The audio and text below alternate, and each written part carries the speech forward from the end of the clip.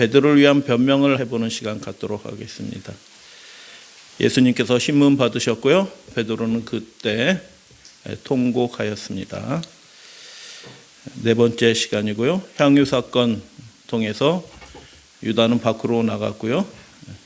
제자들과 마지막 유월절 예수님이 보내실 때 너희들이 다 나를 버리리라 라고 말씀할 때 결코 죽어도 그런 일이 있지 않습니다 라고 베드로가 공언하는 장면, 그리고 겟세마네에서 기도할 때 제자들이 잤죠. 그리고 그 일이 작정된 그 일이 벌어질 때 제자들이 다 도망하는 장면, 그리고 예수님이 끌려서 이제 신문 받으러 제사장의 집으로 끌려가는 장면, 그리고 그곳에서 벌어진 일들에 대해서 함께 살펴보도록 하겠습니다. 베드로가 예수님을 만난 후에 예수님께 올려드렸던 그 고백의 이야기들은 굉장히 예수님을 기쁘게 했습니다. 베드로가 자신의 배를 빌려들고 그 일들을 예수님이 설교하시는 일을 마치시고 피곤한 베드로에게 깊은 데에 가서 그물을 던지라라는 그 허황된 명령을 할 때, 말도 되지 않은 명령을 할 때 베드로가 어찌하든 예수님의 체면을 생각하였든지 어찌하든 순종하였을 때 그 가운데서 벌어지는 놀라운 일들을 보고 두려워서 예수의 발 아래 엎드려 이렇게 고백하죠. 주여 나를 떠나소서, 나는 죄인이로소이다. 하나님의 그 위엄과 영광을 보게 된 거죠. 많은 사람들이 예수님 앞에 나왔고 또 오병이어의 이적을 통하여 수많은 사람들이 떡을 먹고 예수님을 왕으로 삼으려 할 때 예수님은 내 나라, 먹고 마시는 나라 아니다 라고 말할 때 많은 사람들이 떠나갔고 어떤 제자들은 예수님을 떠나서 다시 예수님과 함께 하지 않았죠. 굉장히 슬픈 이야기죠. 그때 예수님이 제자들에게 너희들도 가려느냐 라고 말씀할 때 베드로가 이렇게 고백했죠. 예수님 기뻐하셨습니다. 주여 영생의 말씀이 주께 있사오니 우리가 누구에게로 가오리까? 라는 이 말씀 고백을 예수님 기뻐하셨습니다. 갈릴리 바다를 거슬러 돌아오게 될 때 그들이 풍랑 때문에 매우 곤란을 겪고 있을 때 예수님이 그 한밤중에 물을 밟고 오셨죠. 두려워했죠.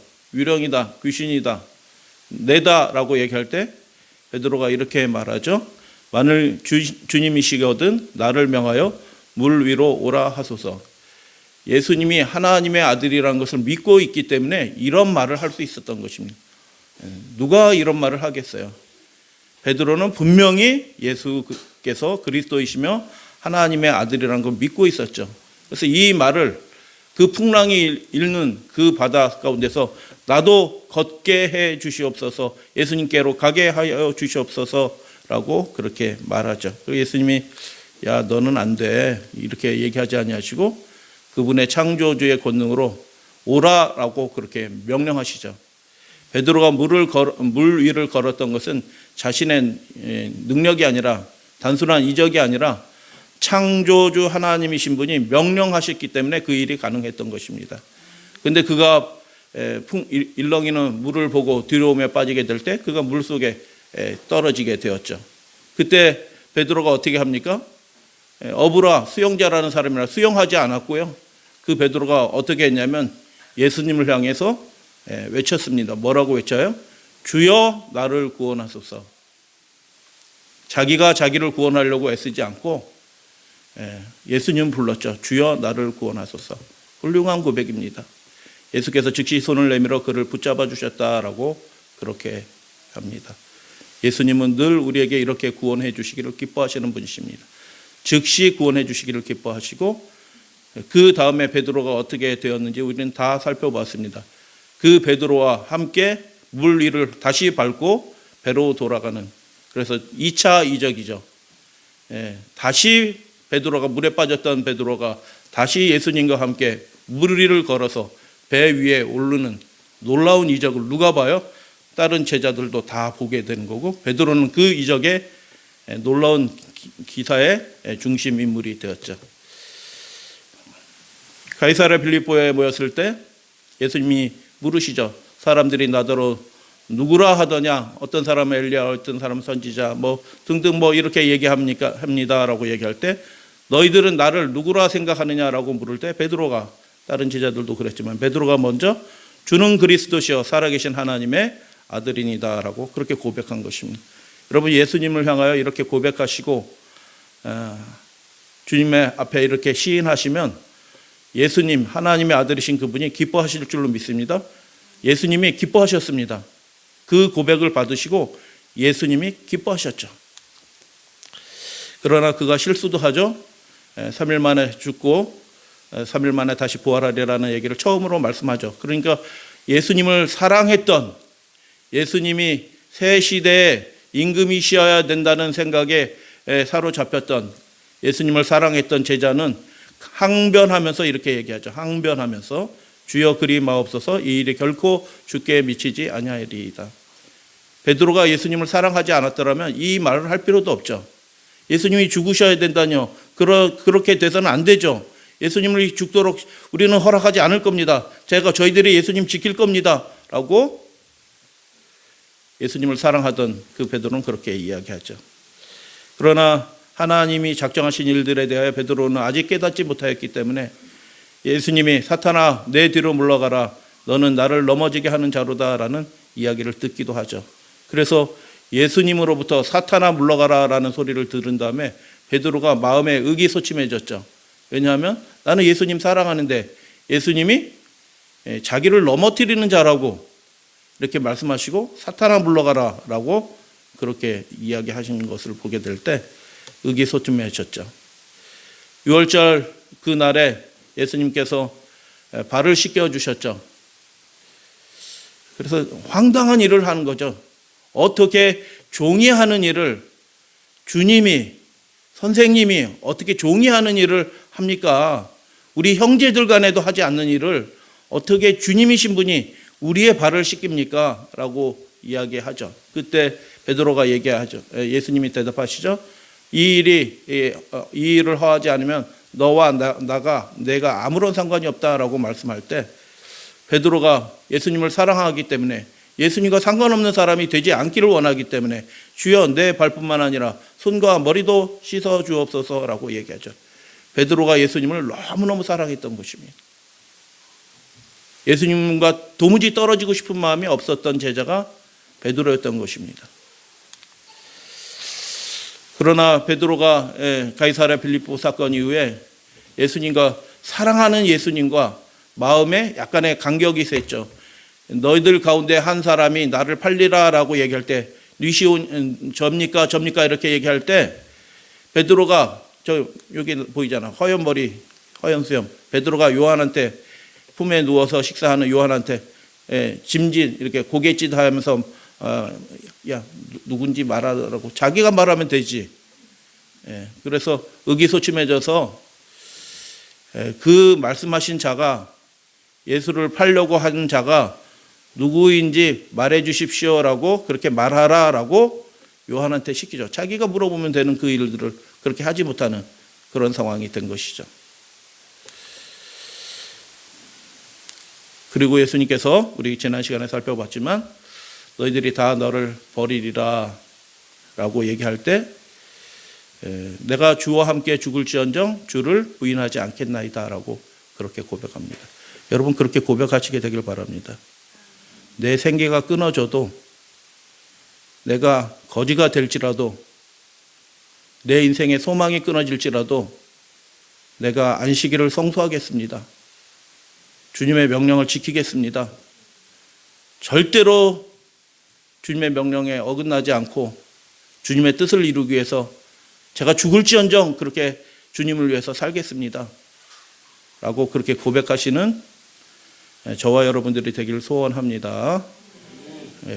여러분 그렇게 소원하시게 되길 지금 마음속으로 해보세요. 내가 죽을지언정 주님을 위해서 내 생애를 다 드리겠습니다. 주님의 뜻을 이루는데 내 목숨을 드리겠습니다. 라고 그렇게 하십시오. 베드로는 그렇게 고백한 겁니다. 내가 주님과 함께 죽을지언정 주를 부인하다니요. 그런 일이 절대로 없을 것입니다라고 그렇게 얘기하죠. 겟세마네 동산에 가서 기도하실 때 베드로에게 말씀하죠. 너희가 나와 함께 한 시간도 깨어 있을 수 없더냐라는 말씀을 누가 들어요? 베드로가 듣죠. 베드로도 자고 있으니까요. 베드로가 예수님이 위험에 처했다는 것을 이미 알고 있기 때문에 제자들이 다 알아요. 근데 베드로만 준비한 거죠. 왜요? 베드로는 정말 예수님을 지켜드리기 원했기 때문에 그런 것입니다. 마리아가 왜 울면서 예수님의 발을 씻겨드려요? 예수님이 이미 위험해졌다는 것을 다 압니다. 언제 잡힐지 모르는 그런 위험한 상태, 종교인들이 예수님을 죽이려 한다는 거 제자들도 다 느끼고 있어요. 근데 예수님이 그런 상황에서 내가 잡혀 죽으리라라고 얘기하니까 그 여제자가 한없는 눈물이 나오는 것입니다. 예수님을 사랑했던 그 여제자가. 그래서 눈물로 예수님의 발을 씻기고 그 머리털로 예수님의 발을 닦는 일들이 그냥 예수님이 단순히 사랑해서 그런 것이 아니라 그 사람들이, 종교인들이 예수님을 그렇게 미워하고 예수님을 죽이려고 하는 그 살기들을 다 느끼고 소문이 다 납니다. 죽이려 한다, 잡으려 한다 라는 소문들이 이미 다 났어요. 다 알아요, 누구든지. 그런데 베드로만 칼을 준비해서 예수님을 지켜드리려고 한 거죠. 제일 옆에서. 그 군사들이, 대제사장들의 그 군사들, 하속들이 왔을 때 칼과 몽치를 가지고 왔다라는 것입니다. 숫자가 많아요. 그런데 베드로는 어떻게 해요? 나가서 싸우려고 했던 것입니다. 그래도 자기는. 예수님을 이렇게 사랑하고 그래도 예수님을 지켜드리려고 했던 제자가 누구냐 하면 베드로입니다. 여러분, 베드로가 실수하고 예수님을 부인했다고 많은 사람들이 베드로를 평가절하하지만 지금 잠깐 살펴본 바로 의하면 베드로처럼 예수님을 사랑한 사람이 없던 것을 보게 됩니다. 여러분, 베드로가 가졌던 그 마음을 우리도 함께 나눠받고 예수님을 그렇게 끝까지 사랑하고 죽을지언정 사랑하고 예수님이 살아계신 하나님을 우리 입술로 고백하고 시인하는 저와 여러분들이 되기를 소원합니다. 그래서 그 위급한 순간에 갑자기 상황이 확 해서 잡아라 이렇게 하고 하는 뭐 그런 상황인데 예수와 함께 있던 자 중에 하나가 베드로죠. 손을 펴 칼을 빼어. 여러분, 어부가 칼질 잘해요, 못해요? 이런 칼질은 잘 못해요. 그런데 칼을 빼어 대제사장의 종을 쳐서 그 귀를 떨어뜨렸다라고 얘기하고, 다른 복음서에 보면 그게 이름이 말고였다라고 얘기하고, 그 다른 복음서에 보면 이 사건 때문에 괜히 나중에 더 어려움을 겪죠. 말고의 친척이 같이 불 쬐고 있다가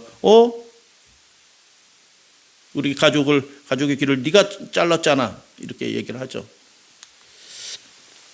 예수를 잡은 자들이 그를 끌고 대제사장 가야바에게로 가니 제일 먼저 가야바에게로 갑니다. 한 1.5km 다시 걸어서 들어간 겁니다. 예수님을 포박해서 거기 서기관과 장로들이 모여있더라. 그 새벽에 12시 넘은 때예요. 12시가 넘은 때라고요. 이때가. 잠도 안 자고 거기에 왜 모여있어요? 이미 유다가 팔기로 작정을 했기 때문에 예수님을 잡아서 신문해서 그를 심판하여 옥에 가두고, 아직 죽이려고 하지는 않은 겁니다. 근데 뭐 이상하게 일이 돌아가면서 그렇게 된 거죠. 결과적으로 서기관과 장로들, 이 말을 다른 말로 얘기하면 59절 대제사장들과 온 공회가 다 모였다라는 것입니다. 그 70명이나 되는 그 산헤드린 공회 사람들이 그 새벽에 그 밤중에 다 모였다라고 얘기하는 거예요. 예수님을 잡기 위하여. 베드로가 멀찍이 예수를 따라, 많은 분들이 이 말씀을 이렇게 했죠. 예수님을 바싹 쫓아갔으면은 시험을 안 당했을런지 모르는데 베드로가 멀찍이 예수를 따라갔다.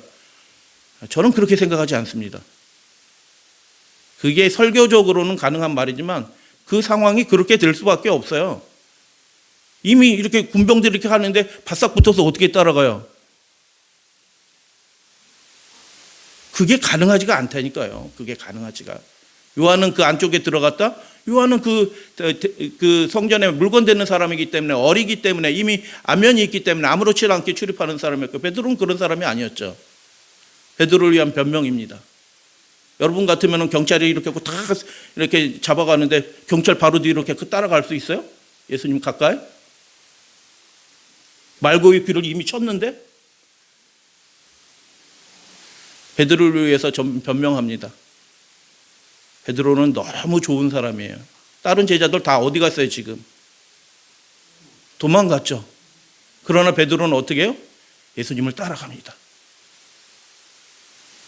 그는 정말 예수님을 사랑했습니다. 그가 온전하지 않았지만, 실수는 많이 했지만 정말 예수님을 위해서 목숨을 내놓을 마음이 있었던 제자였던 것입니다. 예수님과 끝까지 함께 하기를 그는 정말 원했습니다. 진심으로 예수님을 사랑했던 것입니다. 그 사랑 때문에 다시 회복감을 얻게 됩니다. 대제사장의 집들까지 가서 그 결말을 보려고 어떻게 되나 궁금한 겁니다. 다른 제자들은 뭐 궁금한지 안 궁금한지 모르겠어. 어디가 있어? 근데 일이 어떻게 될까? 노심초사 예수님을 따라가는 것입니다. 안에 들어가 하인들과 함께 앉아서 벌어지는, 안에서 뭐 신문한다는 얘기 듣고 하인들이 무슨 일이 될까 하인들이 이렇게 대기하고 있는 상황이죠. 하인들과 함께 앉아 있더라. 대제사장들과 온 공회가 어떻게 하려고요? 예수를 죽이려고. 이미 그들이 그 마음을 뿜었죠. 예수님을 그냥 죽일 수는 없으니까 예수님을 칠 거짓 증거를 찾으면, 이게 슬픈 일이죠. 종교인들이 거짓말을 밥 먹듯이 해. 자기 목적을 위해서는 거짓말을 합당하게 해. 그냥 당연하게 거짓말을 해.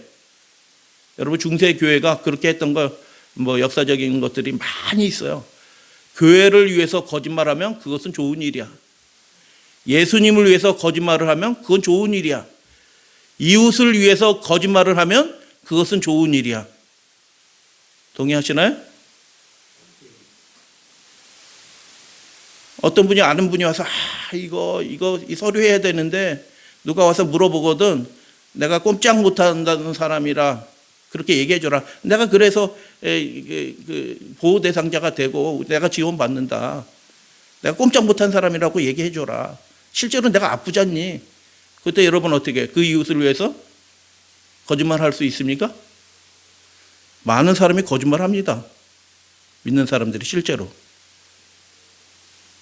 이런 말씀 읽을 때 나는 아니다라고 생각하지만 다 대부분의 사람들이 베드로도 아니고 그 제자들의 입장에 다 도망가서 없어요.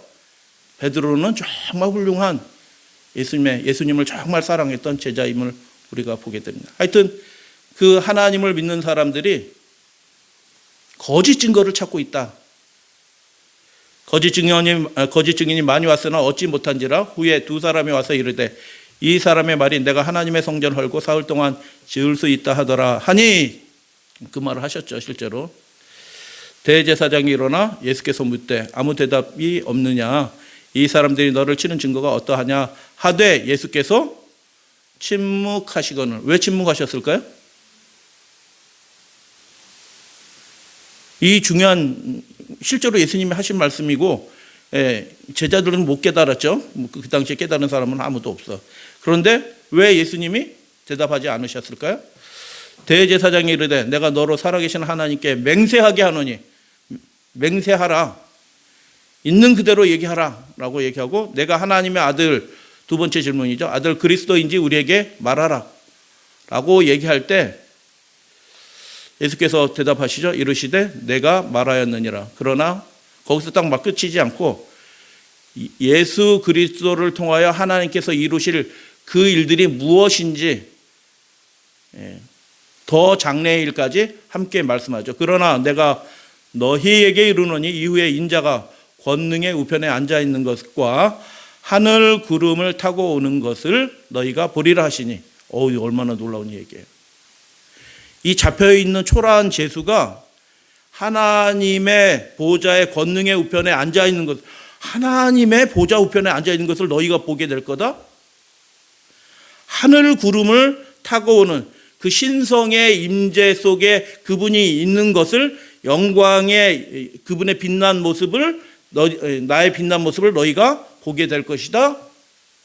신의 산에 구원받은 백성들이 그 구름 가운데 나타난 그 하나님의 임재를 경험하고 벌벌 떨면서 죽게 되었는 줄 알고 두려움에 떨었는데 그 영광을 이제는 구름 가운데 있는 것이 아니라 너희 눈으로 직접 보게 될 것이다 라는 놀라운 말씀을 하시죠. 그래서 정말 결정적인 문제에 대해서는 예수님이 침묵하지 않으시는 것을 보게 됩니다. 너 그리스도냐? 하나님의 아들이냐? 라고 물으셨을 때 그렇다라고 얘기하면서 뿐만 아니라 하나님께서는 나를 통해서 심판하시는 일도 행하실 것이다 라고 그렇게 말씀하는 거죠. 65절 이에 대제사장이 자기 옷을 찢으며, 왜 옷을 찢어요?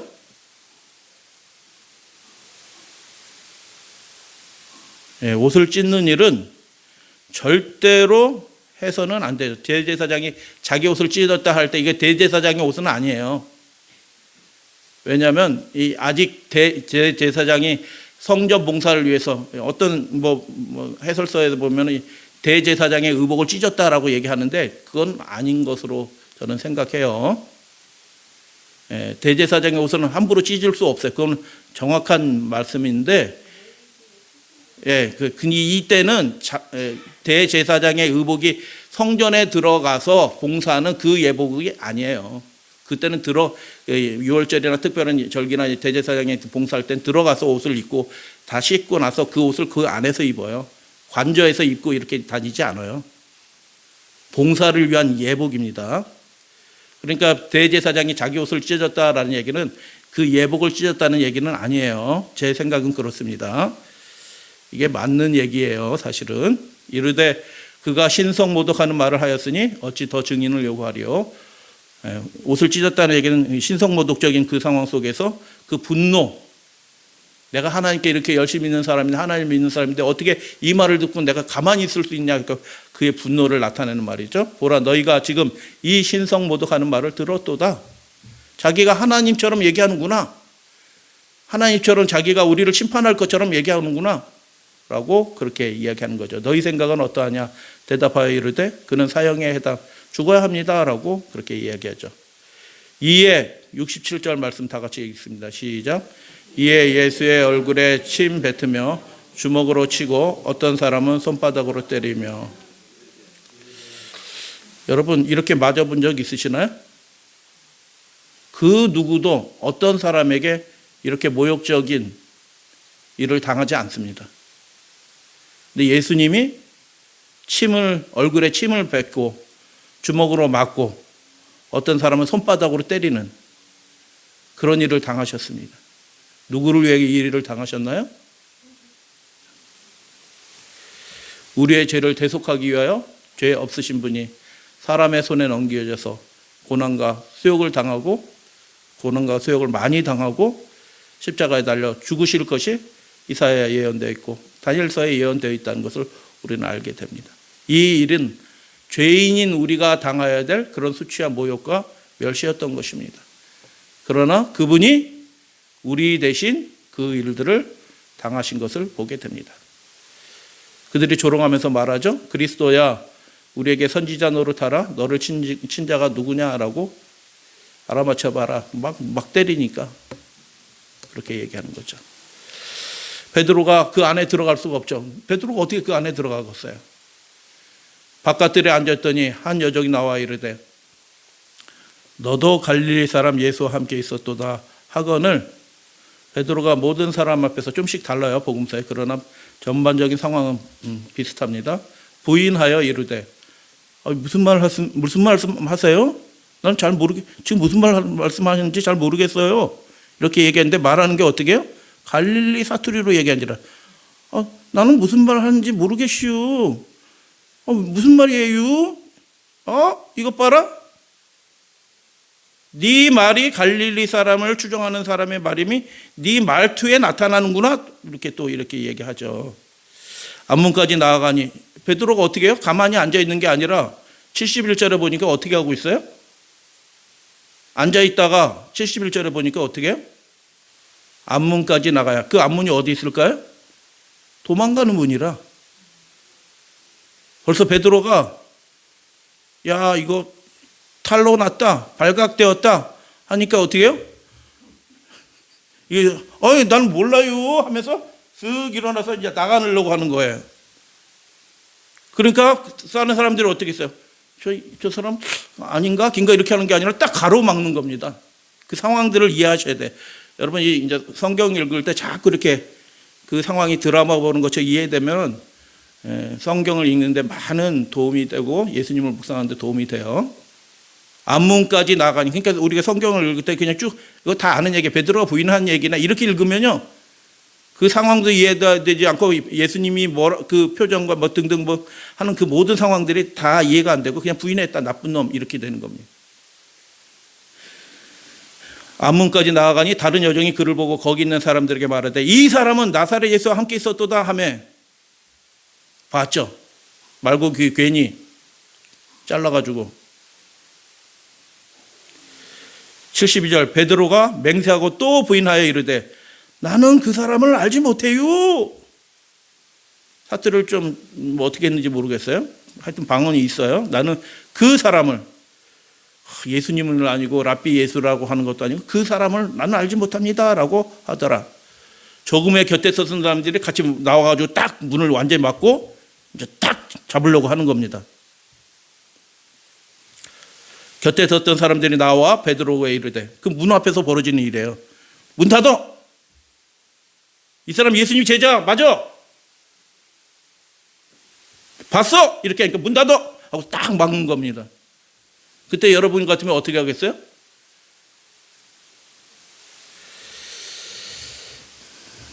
그가 저주하며 맹세하여 이르되,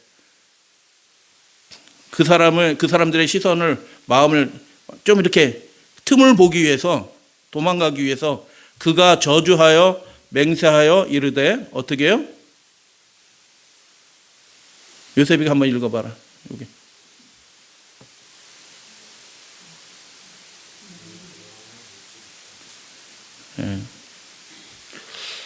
나는 그 사람을 알지 못하노라. 그를 알지 못하노라. 하면서 이 장면은 뭐냐면 그 막았던 스크럼을 뚫고 나가면서 몸빵이죠, 몸빵. 몸빵으로 뚫고 나가면서 도망해서 나간 겁니다. 그 급박했던 그 상황들에 대해서, 베드로가 당했던 그 급박한 상황에 대해서 좀 이해가 되시나요? 자기 살려고 이렇게 부인하고 그냥 허겁지겁 일어나서 여인 말 한마디에 벌떡 일어나서 들통 났다 하고 벌떡 일어나서 나갔는데 딱 막으니까 몰라요, 난 아니에요 하더니 싹 막으니까 어떻게 어이 저주하면서 절대로 그러지 않아요 하면서 살려고 몸부림치잖아요. 그죠? 그때 예수님과 얼굴이 마주쳤다라고 시대서만 기록이 되어 있죠. 살려고 몸부림치고 있잖아요. 그전에는 어떻게 해요? 주와 함께 죽겠다라고 얘기했는데 지금 여기서는 살려고 몸부림치고 있어요. 그 문으로, 예수님과 반대편으로 뛰쳐나가려고 이렇게 하고 있잖아요. 그러나 이 베드로는 그래도 예수님의 얼굴을 가장 가까이에서 본 제자 중에 하나입니다. 그 고난을 받으시고 모욕을 당하시고 상해진 그 예수님의 얼굴을 본 유의한 제자죠. 유의한 제자. 하니 곧 닭이 울더라. 이에 베드로가 예수의 말씀에 닭 울기 전 내가 3번 나를 부인하리라 하심이 생각나서 밖으로 나가 심히 통곡하니라. 예수님은 자기를 끝까지 사랑해 주셨고 긍휼한 눈빛으로 바라보았고 나는 주를 죽어도 부인하지 않겠노라라고 얘기했는데 지금 이 자리에서는 어떻게 해요? 살려고 몸부림치는 자기의 모습을 본 겁니다. 예수를 부인하면서 자기 육신의 안위를 보존하려고 그렇게 몸부림치는 자신의 모습을 보면서 밖으로 나가서 통곡하였다라는 것을 보게 됩니다. 여러분, 예수님 안에서 우리가 울게 될 때가 어떤 때냐면 이런 때예요. 하나님이 우리를 사랑하셨는데 나 살려고 세상 일로 이런저런 일로 예수님을 부인하게 될 때, 그것을 깨닫게 될 때, 예수님의 시선을 느끼게 될 때 한없는 눈물이, 한없는 슬픔이 그 속에서 솟아나게 되는 것입니다. 주님을 위해서 내 삶을 드려도 아깝지 않은데 한 것이 아무것도 없고 적극적으로 하려고 하는 의지도 아무것도 없고 그냥 그 형식적인 신앙생활만 한 것을 문득 깨닫게 될 때, 그분의 사랑 안에서 깨닫게 될 때 한없이 슬퍼지게 되는 것을 보게 됩니다. 밖에 나가서 심히 통곡하였다. 왜 통곡하였을까요? 베드로는 예수님을 정말 사랑했기 때문에 이 일이 있었던 것입니다. 오늘 읽어보는 이 마태복음 26장 75절 말씀은 마태복음에서 베드로의 이름이 마지막으로 언급된 구절이에요. 얼마나 슬픈 이야기예요. 베드로는 예수님을 사랑했어요. 예수님도 베드로를 너무 사랑하고 아꼈어요. 함께 의지하게 되기를 원했어요. 그래서 나를 위해서 기도하라라고 그렇게 요청까지 한 제자였습니다. 이에 베드로가 예수의 말씀에 닭 울기 전 내가 3번 나를 부인하리라 하심이 생각나서 밖으로 나가서 심히 통곡하니라 라고 하는 이 말씀이 베드로가 마태복음에서는 마지막 장면이에요. 드러나지 않아요. 그 다음부터는.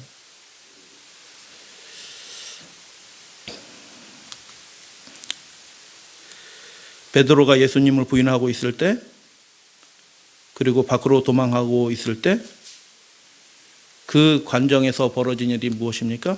예수님이 희롱을 당하는 것을 이 제자도 멀찌감치 그 소리를 들어서 아는 것입니다. 지키는 사람들이 예수를 희롱하고 때리며 그의 눈을 가리고 물어 가로되 선지자 노릇하라. 뺨을 치고 주먹으로 때리면서 너를 친 자가 누구냐라고 하고 이외에 더 많은 말로 예수님을 희롱하고 욕했다라고 누가복음은 그렇게 기록합니다. 예수님과 함께 할 수 없었던 것을 보게 됩니다. 예수님을 너무 사랑했지만 예수님의 그 고난에 함께 참여하지는 못한 사람이 되었던 것입니다. 그러나 예수님처럼 지금은 나를 따라오지 못하나 이후에는 나를 따를 것이니라고 예수님이 베드로에게 그렇게 얘기해 주셨잖아요. 어떻게 그런 일이 가능할까요? 베드로가 예수님을 정말 사랑했기 때문에 지금은 되지 않았지만 그 일이 끝난 것이 아니라 하나님의 그 사랑 가운데서 그 온전한 사랑이 연합되는 예수님과 합쳐지는 그 일들이 이후에는 가능할 것을 예수님은 기대한 것입니다. 그렇기 때문에 베드로가 예수님을 사랑한 것을 알아요. 지금까지 어떤 마음으로 여기까지 따라온 것을 아는 것입니다. 그래서 예수님이 고난당하시고 뺨 맞고 수욕을 당하시고 끌려가는 소송줄에 묶여서 끌려가는 가운데서도 베드로를 봤을 때 어떻게 해요? 고마운 마음과 측은한 마음과 긍휼한 마음이 같이 막 섞여서 예수님을 베드로를 사랑하시는 제자를 동정의 눈빛으로 그렇게 바라볼 수 있었던 것입니다. 떡을 받고 밖으로 나간 그 밤이더라 하는 그 밖으로 나간 유다는 제 길을 갔습니다. 마태복음 26장에 이게 마지막 장면이거든요. 베드로도 밖으로 나갔어요. 어떻게 되었을까? 궁금해지잖아요. 제자들은 다 알고 있죠, 이미. 마태를 기록할 때. 다른 복음서에 보면 우리가 다시 예수님을 만나는 장면들이 요한복음에 기록되어 있죠. 눈이 밝은 요한이 예수님이 저 오른편으로 던져라 이렇게 할 때 이렇게 던지다 이렇게 보니까 이렇게 주시다 라고 얘기하니까 어떻게 해요? 그들이 예수님인 줄 알고 저게 물속에 뛰어들어가지고 이렇게 오는 사람이 누구예요? 베드로죠. 베드로가 예수님 사랑한 거 맞아요? 정말 사랑한 겁니다. 그가 연약했지만 온전히 자기 상태에 대해서 알지 못했지만 예수님을 너무 사랑했던 제자임을 그의 모습 속에서 그의 행동 속에서 보게 되는 것입니다. 내가 나를 사랑하느냐라고 물으실 때 베드로가 이렇게 대답하죠. 이 대답이 저와 여러분들의 대답이 되기를 소원합니다. 같이 고백하는 마음으로 봉독합니다. 시작. 내가 주를 사랑하는 줄 주께서 아시나이다. 아멘. 저 예수님 사랑해요. 이렇게 여러분 고백하시는 분 되시기를 바랍니다. 다시 한번 해보겠습니다. 우리말로 저 예수님 사랑해요. 시작. 아멘. 이전에는 예수님 절대로 기분 나빠 벌써 내 충성심과 내 믿음과 내 사랑을 인정해 주지 않는 것 같아가지고 그전엔 기분 나빠. 예수님은 왜 몰라줘요? 모든 것을 버리고 주를 쫓았고 절대로 죽을지언정 주를 떠나지 않겠습니다라고 기분 나빠. 사랑하니까 기분 나쁘죠. 아무 사이도 않으면 그런 말 가지고 기분 나쁘지도 않아. 근데 나의 그 충심과 그 사랑을 그분이 인정해 주지는 않은 것 같아서 기분 나쁜 소리로 절대로 안 버린다니까요. 이렇게 말하던 베드로가 이제 내가 주를 사랑하시는 줄 주께서 아시나이다라고 할 때는 그가 정말 겸비한 마음으로 주님, 그래도 제가 주님을 사랑해요 라고 그렇게 고백하는 겁니다. 관심이 많아요. 베드로가 따로 얘기해 주시잖아요. 네가 어떤 삶을 살게 되고 어떤 죽음을 죽게 될 것이다 라고 따로 얘기해 주시는데 자기 얘기 들으니까 어떻게 해요? 제일 막내 요한은 어떻게 돼요? 예수님. 요한도 베드로가 왜 이 얘기를 했을까? 호기심에 그런 것 같지는 않고 굉장히 어려운 일들이 벌어지는구나. 핍박이 있겠구나. 그런 생각들을 들면서 그럼 이 어린 제자는 어떻게 될까요? 이렇게 여러 가지 복잡한 의미에서 베드로가 물어봤던 것 같아요. 이 사람은 어떻게 되겠습니까? 그래서 예수님이 대답하는 얘기가 요한복음에 나오죠. 공식적으로 베드로가 언급한 마지막 말을 우리가 지금 잠깐 읽고 말씀을 마쳐요. 여러분, 신앙이 뭐라고 생각해요? 하나님이신 분과 그리스도이신 예수님을 사랑하는 거잖아요. 근데 그 사랑이 어떻게 해요? 점점점 자라나는 것이 신앙생활이에요. 그래서 비교할 필요가 없어요, 신앙은. 어떤 사람이 조금 연약할 수도 있고 그 사랑이 충만하지 않을 수도 있어요. 그 사람을 하나님께서 만나주시고 온전한 사랑이 되도록 인도해 주실 거 여러분 믿으시나요? 우리도 그렇게 인도함을 받아요. 신앙은 그래서 그분을 향한 사랑이 점점 성숙해지고 자라나는 것, 저는 그렇게 생각합니다. 그리고 베드로도 실패를 했지만, 중대한 실패를 했지만 그 사랑이, 예수님을 향한 그 사랑이 그 어려운 큰 대실패, 슬픔을 겪고 일어나서 다시 온전해지는 사랑으로 회복되는 이야기가 베드로 개인의 생애에서 있었던 것을 우리는 다 알고 있습니다. 그래서 베드로가 공식적으로 마지막으로 다른 비사에 보면 예수님이 베드로가 죽을 때 무슨 말했다 이런저런 얘기가 있지만 공식적으로 이 성경에 기록된 베드로의 마지막 말이 뭔지 아십니까? 이게 그냥 기록된 것 같지는 않아요. 함께 보도록 하겠습니다. 같이 읽어요. 시작. 오직 우리 주 곧 구주 예수 그리스도의 은혜와, 할렐루야, 아멘. 내가 지금 내가 된 것은 구주 예수 그리스도의 은혜가 나를 붙잡아 줬어요. 그리고 그를 아는 지식.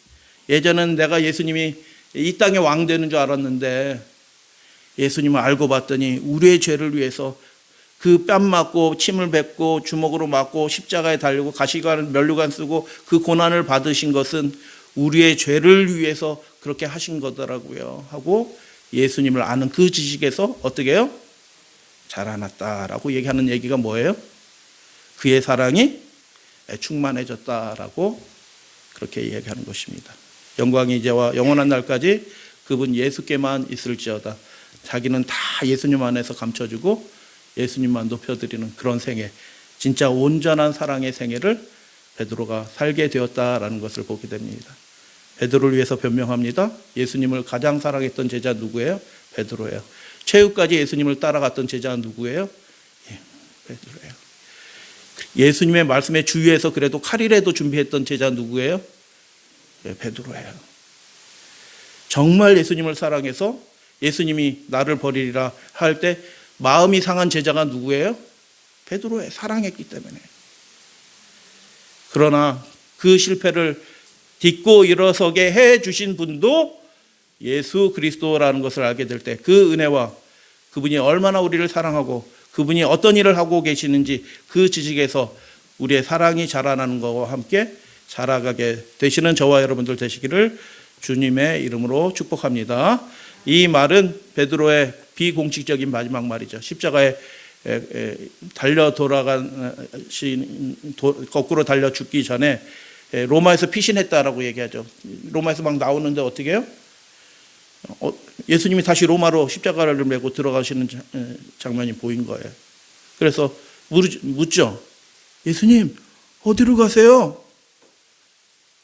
이렇게 하니까 나는 십자가에 다시 못 박히러 로마로 간다라고 해서 베드로가 다시 로마로 갔다는 그런 얘기가 마지막 이야기죠. 베드로가 넘어지기 직전 그리스도께서는 그에게 시몬아 시몬아 보라 사탄이 밀 까부르듯 하려고 너를 청구하였다고 말씀하셨다. 밀을 어떻게 까부르는지 아시죠? 때립니다. 그래야지 까부러지는 거예요. 그래서 키질하고 이렇게 하는 거거든요. 이렇게 큰 도리깨로 해서 팍 박살을 내려고 그렇게 하는 겁니다. 누가? 사탄이. 베드로에 대한 예수님의 우정은 얼마나 진실하였는가. 그분의 경고는 얼마나 긍휼이 있었는가. 그러나 그 경고에 베드로는 붕괴하였다. 자만심에 빠진 베드로는 그리스도께서 그가 하리라고 경고하신 일을 결코 하지 아니할 것이라고 확신 있게 단언했다. 왜 이렇게 단언했어요? 예수님 사랑했기 때문에 단언한 겁니다.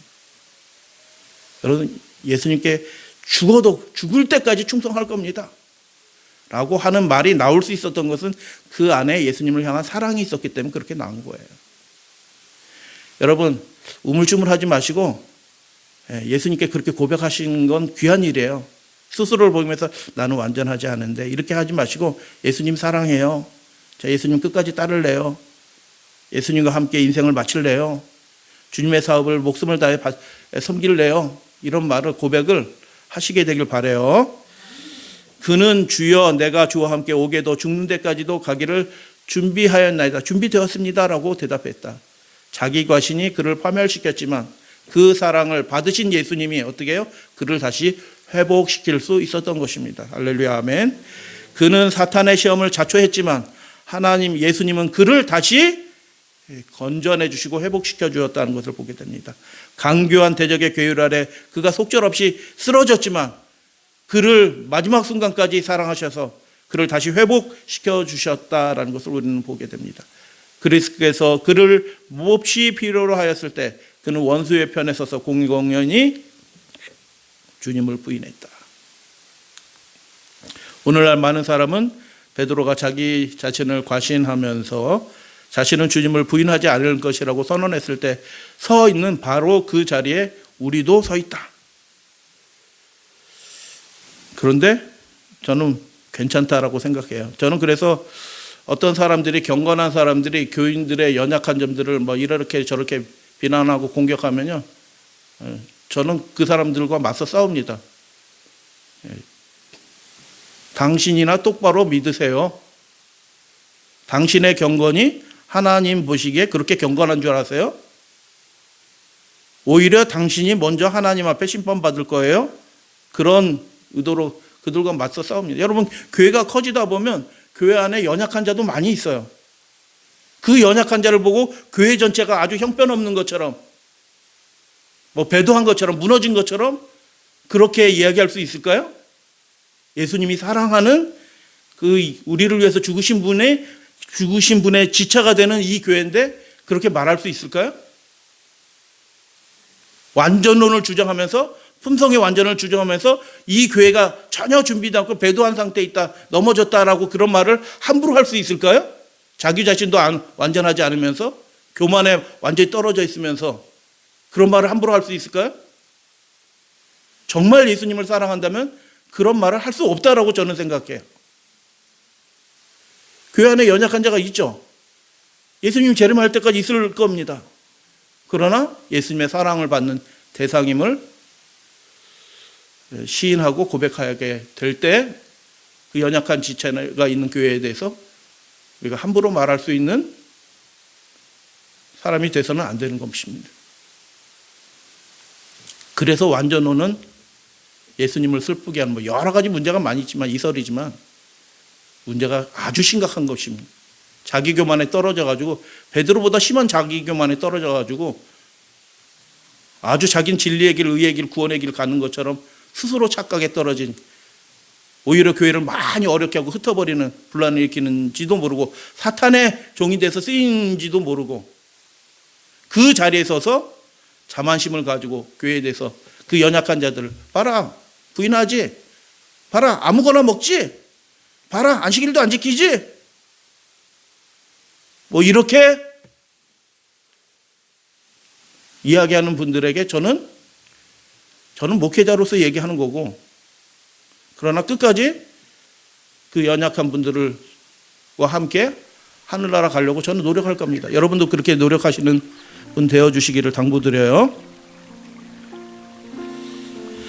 자신의 연약함을 깨닫는 사람들은 자신보다 훨씬 더 높은 능력을 의뢰한다. 변화된 베드로의 모습이죠. 그리고 그들이 하나님을 바라보는 한 사탄은 그를 지배할 능력이 없다.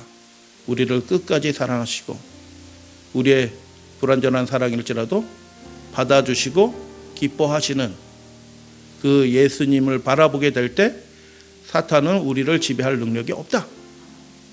그러나 자아를 의뢰하는 사람은 그 자아가, 자기 의지가, 선택 그 자체로 구원을 다 이루는 것처럼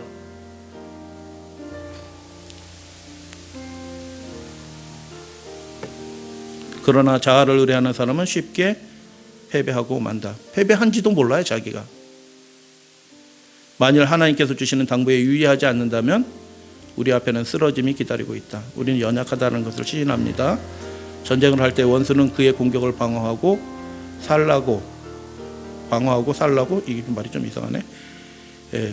가장 약한 곳을 이용한다. 바로 그곳에 그는 가장 치열한 공격을 퍼붓는다. 가장 약한 곳에 가장 치열한 공격을 퍼붓는다. 그리스도인의 방어막에는 어떤 약한 곳도 있어서는 안 된다. 그래서 우리의 삶에 무너진 곳이 있으면 무너진 데를 수복하는 자라 일컬음을 받을 것이요 라고 얘기한 그 말씀을 개인적으로 적용해서 무너진 데가 무엇이냐라고 스스로를 우리를 살펴보시는 저와 여러분들 되시기를 바랍니다. 안식일을 아주 잘 지키고 성수하고 주님을 사랑할지라도 무너진 데가 있다니까요. 의외로 무너진 데가 있어요.